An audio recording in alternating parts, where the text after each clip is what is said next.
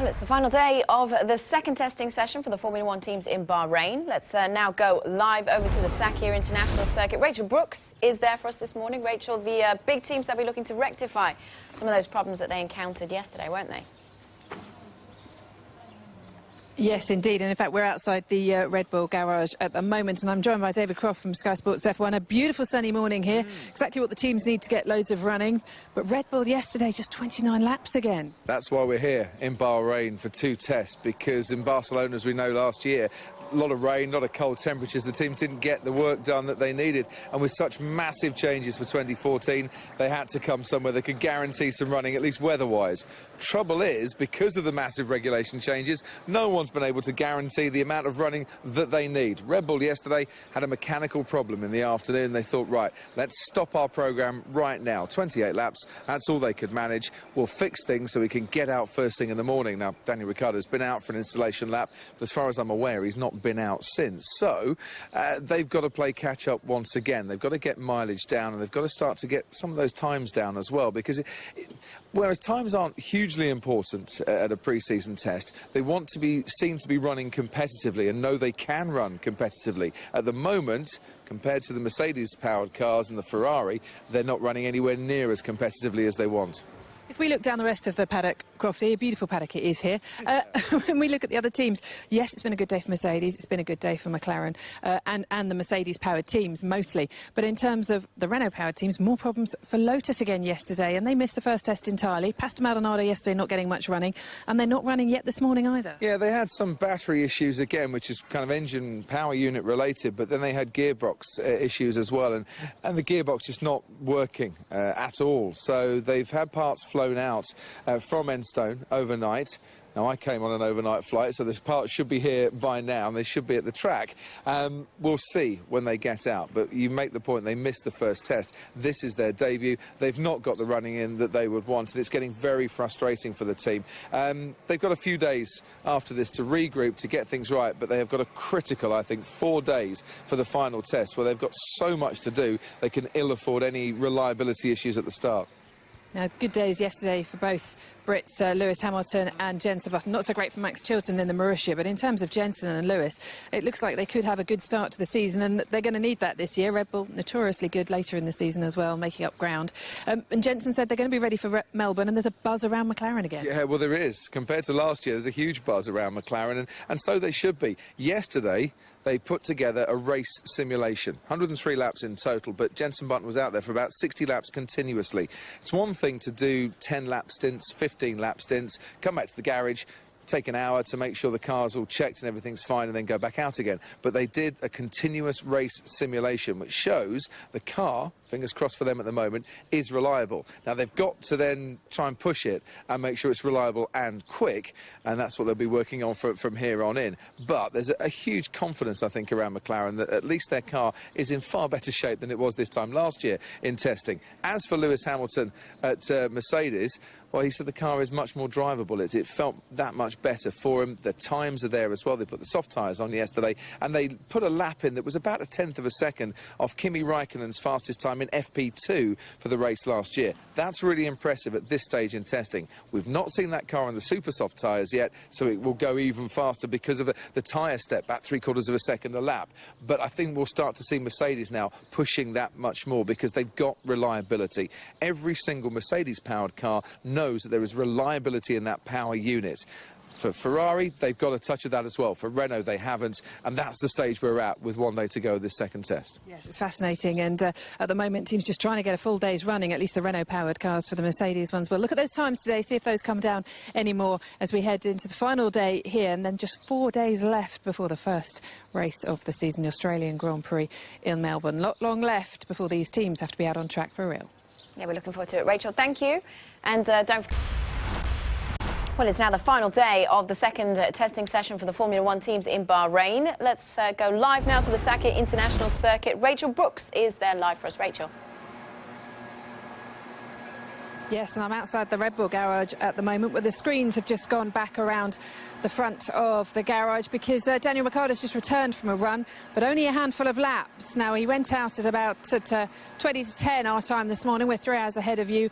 Did one lap, came back in, and the car was then in the garage for nearly 2 hours. We understand there was a power unit problem this morning, and that meant he spent a lot of time in the garage. He's just been out now, handful of laps, and he's back in again. They haven't pulled the shutters down yet, which means he probably is going to go out again fairly shortly. They'll make some adjustments and send him back out on track, but it's not the day's running that Red Bull or Daniel Ricciardo will have wanted. It's been a difficult test for them. Sebastian Vettel put 59 laps on the day before yesterday, and it looked as though they were getting a handle on things, but then yesterday there was a mechanical issue this time, apparently not to do with the power unit, but a mechanical issue, possibly a gearbox problem, that caused them just to run for 28, 29 laps here around this circuit, and not the day Daniel wanted. He wanted to get back in today and get going again, but unfortunately it's been another truncated morning for Red Bull, and the laps he did put in, he's about 7 seconds off the pace, because today Nico Rosberg has put in the fastest lap and the fastest time we've seen in testing so far. He was on the soft tyres, so that time will drop when they put the super soft tyres on, but on the soft tyres he put in a 1:33.283, and that is less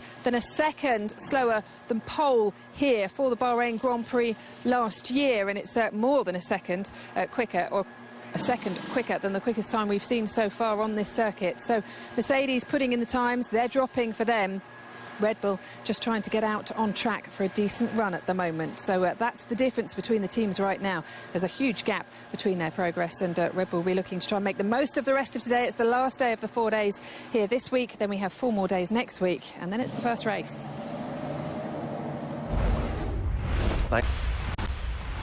All right, well, it's the final day of the second testing session for the Formula One teams in Bahrain. Let's now go live to the Sakir International Circuit. Rachel Brooks is there for us. Rachel, it's been another day for Red Bull where most of their work has been in the garage, not on the track. Yes, most definitely, Kate. And if you can see over my shoulder, that is the Red Bull garage at the moment and what it looks like. And it's a lot of work going on inside as the Mercedes of Nico Rosberg comes past me in the pit lane, because we've got a red flag. The Lotus hasn't returned yet. We think that's the car that stopped out on track, but that's the Mercedes going in. Now, Nico Rosberg was in the middle of a race simulation. They're having a great test yet again here in Bahrain. We're doing basically a 2-stop race simulation.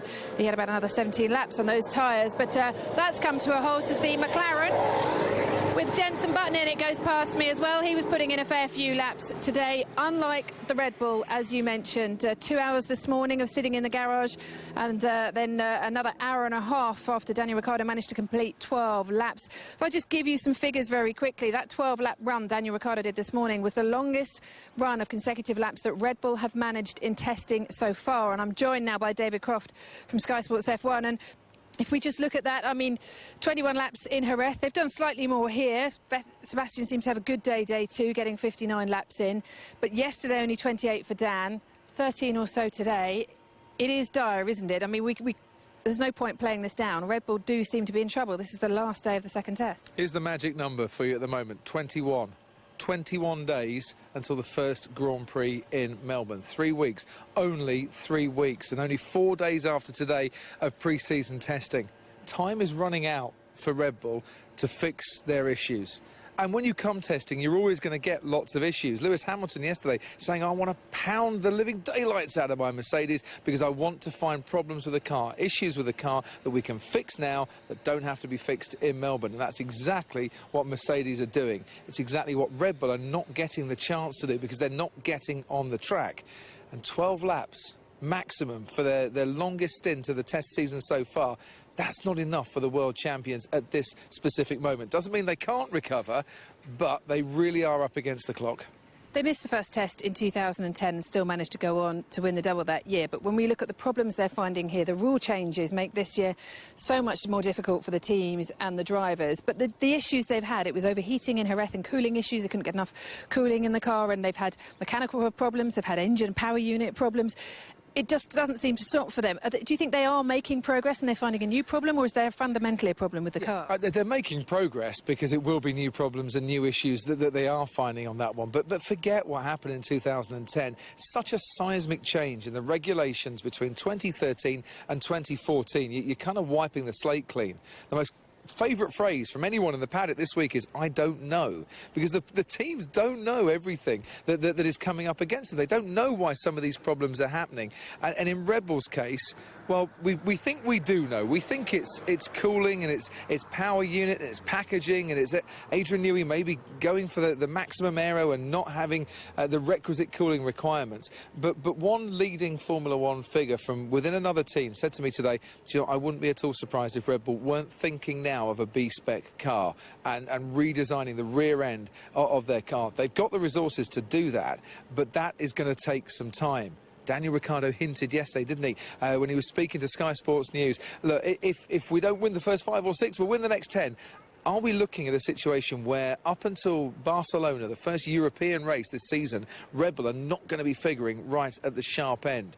It would be an amazing comeback if they can salvage something, if that is the case. But if anyone can do it, they certainly can. All right, Crofty, thank you very much. We did put to Sebastian Vettel on the first day, in fact. We said to him, you know, looks like double points in Abu Dhabi could be really good for you at the moment. And he said, that's a bit unfair, it's a bit pessimistic, but I'd love to put that question to him again this afternoon and see if it's the same answer from him. As we speak, the Lotus, Pastor Maldonado's just come back in the course car, been picked up from out there, and the crane is waiting, ready for his car to come back on the low loader. They had gearbox issues this morning, flew some extra parts out. But another problem for the Lotus this afternoon, as we are red flagged right now, but those problems continue for Red Bull, and as you can see, it's all quiet there at the garage. And Adrian Newey and Christian Horner flew home yesterday, in fact, and we know they're coming to the next test. We'll hope to speak to them then and find out just exactly what is going on. Rachel, thanks very much indeed. Absolutely fascinating seeing behind the scenes like that and seeing what's going on in this testing. We'll continue to struggle on the final day of the second pre-season test in Bahrain. Mechanical problems restricted Daniel Ricciardo to just 15 laps. With his quickest time 6.5 seconds slower than Nico Rosberg, who set the pace again for Mercedes. Jenson Button again set the second quickest time, with Kimi Raikkonen third for Ferrari.